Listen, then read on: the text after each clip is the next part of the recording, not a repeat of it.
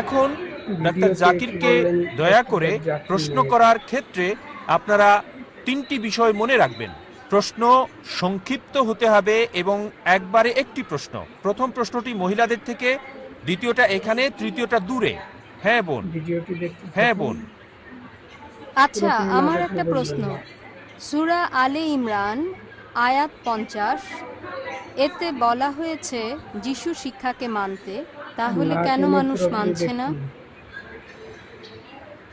বোন নামটা বলবেন প্লিজ। Chastity?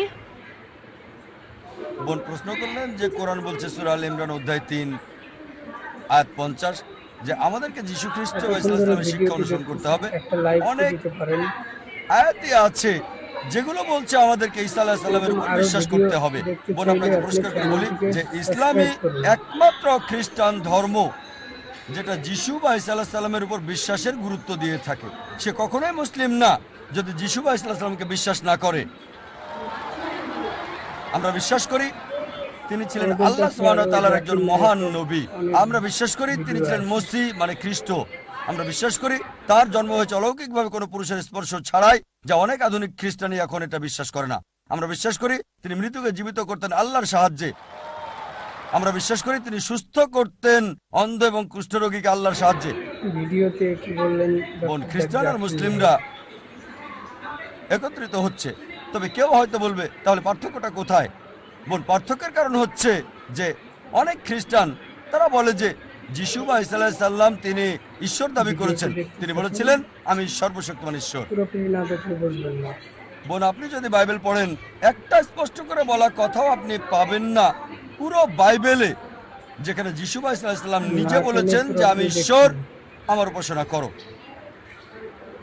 যদি কোনো খ্রিস্টান একটা মাত্র স্পষ্ট কথা দেখাতে পারেন, স্পষ্ট করে বলা একটা কথা পুরো বাইবেলে যেখানে যিশু বা ঈসা আলাইহিস সালাম নিজে বলেছেন আমি ঈশ্বর, অথবা বলেছেন আমার উপাসনা করো, আমি আজই খ্রিস্টান ধর্ম গ্রহণ করব। অন্য মুসলিম ভাইদের পক্ষ থেকে আমি কথাটা বলছি না। সত্যি বলতে যদি বাইবেল পড়েন এতে বলা হয়েছে গসপেল অফ জন অধ্যায় 14 অনুচ্ছেদ 28 যিশু আলাইহিস সালাম বলেছেন আমার পিতা আমার চেয়ে মহান। গসপেল অফ জন অধ্যায় 10 অনুচ্ছেদ 29 আমার পিতা সবার চেয়ে মহান। গসপেল অফ ম্যাথিউ অধ্যায় 12 অনুচ্ছেদ 28 আমি শয়তানকে তাড়াই ঈশ্বরের আত্মার সাহায্যে। গসপেল অফ লুক অধ্যায় 11 অনুচ্ছেদ 20 আমি ঈশ্বরের আঙুলের সাহায্যে শয়তানকে তাড়িয়ে দিই। গসপেল অফ জন অধ্যায় 5 অনুচ্ছেদ 30 আমি নিজে থেকে কিছু করতে পারি না, আমি যা কিছু শুনি তাই বলি আর আমার কথা সঠিক। আমি আমার নিজের ইচ্ছায় চলি না, সর্বশক্তিমানের ইচ্ছায় চলি, আমার পিতার ইচ্ছায় চলি। যদি কেউ বলে যে আমি নিজের ইচ্ছায় চলি না, সর্বশক্তিমান ঈশ্বরের ইচ্ছায় চলি, সে মুসলিম। যিশু বা ঈসা আলাইহিস সালাম ছিলেন মুসলিম, কখনো ঈশ্বর দাবি করেননি। আর এটা স্পষ্ট করে উল্লেখ আছে বুক অফ অ্যাক্টস 2 নম্বর অধ্যায় অনুচ্ছেদ 22 শোনো ইসরায়েলবাসী, নাজারেথের যিশু তোমাদের মধ্য থেকে ঈশ্বর তাকে মনোনীত করেছেন অলৌকিকত্ব আর নিদর্শনের মাধ্যমে, যা ঈশ্বর তাকে দিয়ে করিয়েছেন তোমরা দেখেছো। নাজারেথের যিশু তোমাদের মধ্যে ঈশ্বর মনোনীত একজন মানুষ, অলৌকিকত্ব আর নিদর্শনের মাধ্যমে ঈশ্বর যা তাকে দিয়ে করেছেন তোমরা তা দেখেছো। তাই আমরা বিশ্বাস করি যিশু খ্রিস্ট বা ঈসা আলাইহিস সালাম আল্লাহ সুবহানাহু ওয়া তাআলার একজন মহান নবী ছিলেন, তবে ঈশ্বর ছিলেন না। এখানে আমরা পার্থক্য করি। যিশুর শিক্ষার ব্যাপারে এখন বলবো। আপনার মূল প্রশ্ন ছিল যে কোরআন বলছে আমাদেরকে যিশু বা ঈসা আলাইহিস সালামের শিক্ষা অনুসরণ করতে হবে। যখন যিশু বা ঈসা আলাইহিস সালাম পৃথিবীতে এসেছিলেন তাকে পাঠানো হয়েছিল শুধু ইহুদিদের জন্য, শুধু বনী ইসরায়েলদের জন্য। কোরআন স্পষ্ট করে বলছে সূরা সাফ অধ্যায় 61 আয়াত 6 যে যিশু বা ঈসা আলাইহিস সালাম নবী হিসেবে এসেছিলেন বনী ইসরায়েলের কাছে। এটা বলা হচ্ছে সূরা আল ইমরান অধ্যায় 3 আয়াত 49 যে যিশু বা ঈসা আলাইহিস সালামকে প্রেরণ করেছিলেন বনী ইসরায়েলের কাছে। এটা বলা হচ্ছে গসপেল অফ ম্যাথিউ অধ্যায় 10 অনুচ্ছেদ 5 ও 6 যিশু বা ঈসা আলাইহিস সালাম বলেছেন জেন্টাইলদের পথে যাবে না। জেন্টাইল কারা?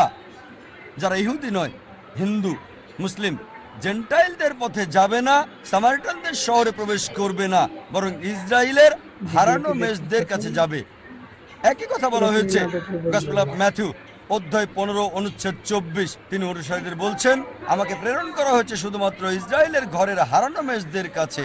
সুতরাং যীশু খ্রিস্টকে পাঠানো হয়েছিল বনী ইসরায়েলদের জন্য, আর তার কথা মানা জরুরি ছিল নির্দিষ্ট একটা সময়ের জন্য। এই কথা বাইবেল বলছে এবং কোরআনও বলছে। তারপর বোন যদি আপনি বাইবেল পড়েন, যিশু আলাইহিস সালাম যা বলেছেন যদি ভালো করে দেখেন, এটা হচ্ছে গসপেল অফ লুক, যে যিশু আলাইহিস সালামের খাতনা করা হয়েছিল 8ম দিনে। সাবস্ক্রাইব করুন। আমরা মুসলিমরা মাশাআল্লাহ খাতনা করে থাকি, অধিকাংশ খ্রিস্টানি খাতনা করে না। তাই যদি বলেন যিশু আলাইহিস সালামের শিক্ষা অনুসরণ করলে খ্রিস্টান হওয়া যাবে, তাহলে আমি বলবো আমি বড় খ্রিস্টান ওই খ্রিস্টানদের চেয়ে। ভিডিও আছে। এটা বলা হচ্ছে বাইবেলে,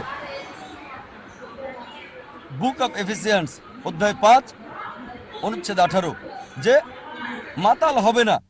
এটা বলা আছে বুক অফ প্রবাদ অধ্যায় 20 অনুচ্ছেদ 1, যে মদ একটা ধোঁকা। আমরা মুসলিমরা মদ পান করি না। কোরআন বলছে সূরা মাইদা অধ্যায় 5 আয়াত 90, মদ হারাম, আমরা স্পর্শ করি না, কখনোই আমরা মদ খাই না। মুসলিমরা একটা বড় সম্প্রদায় যারা এটা করে না। সুতরাং বাইবেল অনুযায়ী মদ পান করতে পারবেন না। আরো বলা হয়েছে বাইবেলে যে শূকর খেতে পারবেন না, অনেক জায়গায় আছে। এটা আছে বুক অফ লেভিটিকাস অধ্যায় 11 অনুচ্ছেদ 7 ও 8। আরো আছে বুক অফ ডিউটেরোনমি অধ্যায় 14 অনুচ্ছেদ 8, বুক অফ আইজা অধ্যায় 65 অনুচ্ছেদ 2 থেকে 5। কমপক্ষে 5 বার যে শূকর খাওয়া যাবে না।